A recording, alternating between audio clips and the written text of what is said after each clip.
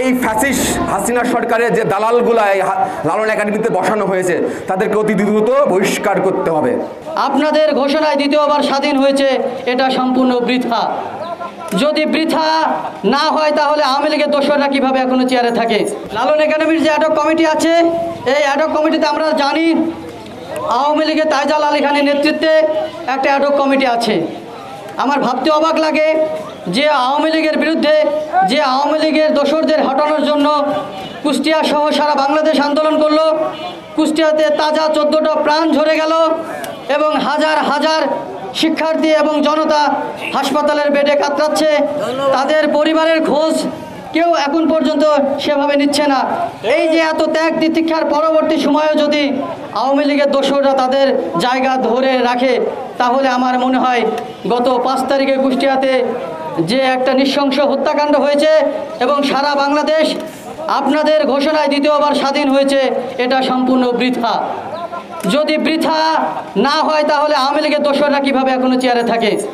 আমার পক্ষ থেকে বৈষম্য বিরোধী ছাত্র আন্দোলন এবং ছাত্র জনতার পক্ষ থেকে যে হায়ার অথরিটি আছে তাদের কাছে একটাই বার্তা, আপনারা কুষ্টিয়া লালন একাডেমি, জেলা ক্রীড়া সংস্থার যে কমিটি, জেলা শিল্পকলার যে কমিটি সহ বেসরকারি এবং সরকারি যে সকল কমিটি আছে, পুরনো দিনের সে কমিটি প্রত্যেকটা কমিটি বিলুপ্ত ঘোষণা করতে হবে এবং নতুন কমিটি আপনারা যাদের মাধ্যমে দেবেন, লালন একাডেমির কমিটি তাদের মাধ্যমে হবে।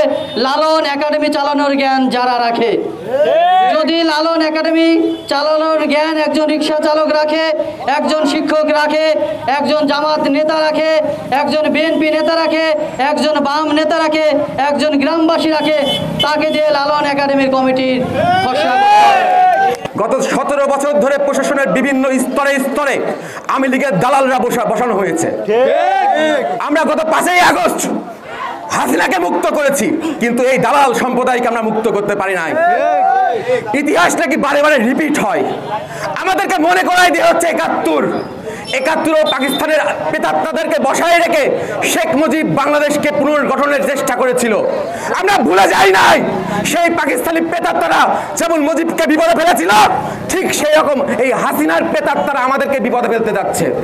যদি তাই না হবে তাহলে 5ই আগস্টের পরে প্রত্যেকটা স্তরে স্তরে যেখানে যেখানে সমস্যা হয়েছে, কুষ্টিয়া জেলার ছাত্র জনতার যে আন্দোলনে যারা নেতৃত্ব দিয়েছিল তাদেরকে দেখে সেই সমাধান করা হয়েছে। অথচ খুব দুঃখের সঙ্গে বলতে হয়, বর্তমানে ডিসি আমাদেরকে বলে তোমাদের কাজ কি? আমাদের কাজ এই রাষ্ট্র আমাদের, এই রাষ্ট্র কিভাবে পরিচালিত হবে সেটা ঠিক করব আমরা। এই রাষ্ট্রের মালিকানা বুঝে নিতে এসেছি আমরা কিন্তু কোনো গোল টেবিলে বসে কোনো সই করে বাংলাদেশকে বুঝে নিয়েছি। আমাদের ভাইয়ের রক্তের মাধ্যমে এই রাষ্ট্রকে বুঝে নিয়েছি। তাই সাবধান, আমাদেরকে হালকায় নিয়েন না। আপনার নেত্রী শেখ হাসিনা আমাদেরকে হালকায় নিয়েছিল, তার সঠিক উত্তর আমরা দিয়েছি।